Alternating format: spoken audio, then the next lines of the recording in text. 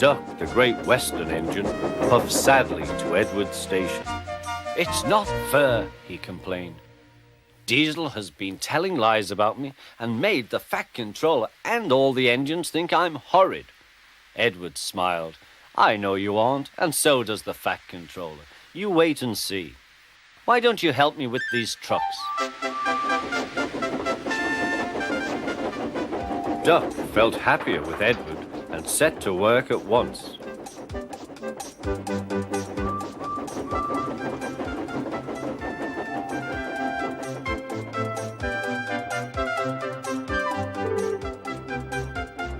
The trucks were silly, heavy and noisy.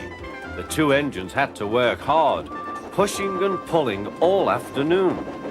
At last they reached the top of the hill. "Goodbye," whistled Duck, and rolled gently over the crossing to the other line. Duck loved coasting down the hill, running easily with the wind whistling past. Suddenly, it was a guard's warning whistle.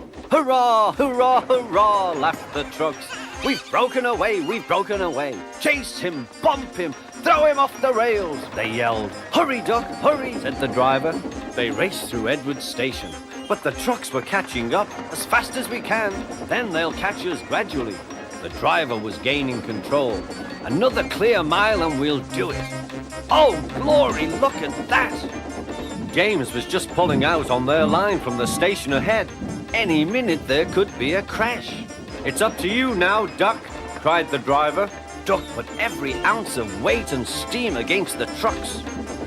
"It's too late," Duck groaned and shut his eyes. He veered into a siding where a barber had set up shop. He was shaving a customer.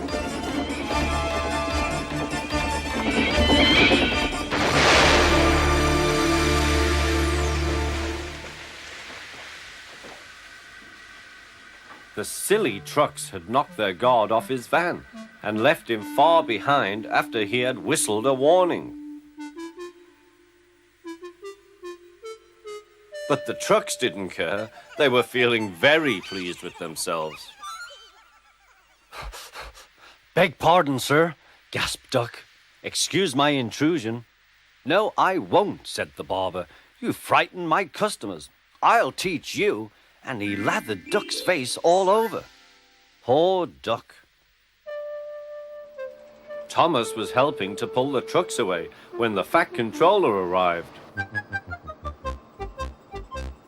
"I do not like engines popping through my walls," fumed the barber. "I appreciate your feelings," said the Fat Controller, "but you must know that this engine and his crew have prevented a serious accident. It was a very close, shave." "Oh," said the barber. "Oh, excuse me." He filled a basin of water to wash Duck's face. "I'm sorry. I didn't know you were being a brave engine." "That's all right, sir. I didn't know that either." "You were very brave indeed," said the Fat Controller. "I'm proud of you." The Fat Controller watched the rescue operation. Then he had more news for Duck. "And when you are properly washed and mended, you are coming home." "Home, sir? Do you mean the yard?"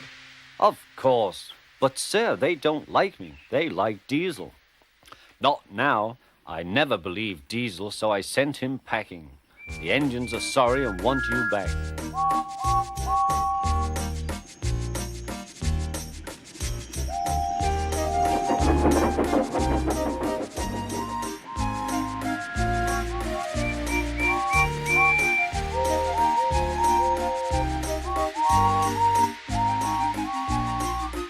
A few days later, when he came home, there was a really rousing welcome for Duck, the great western engine.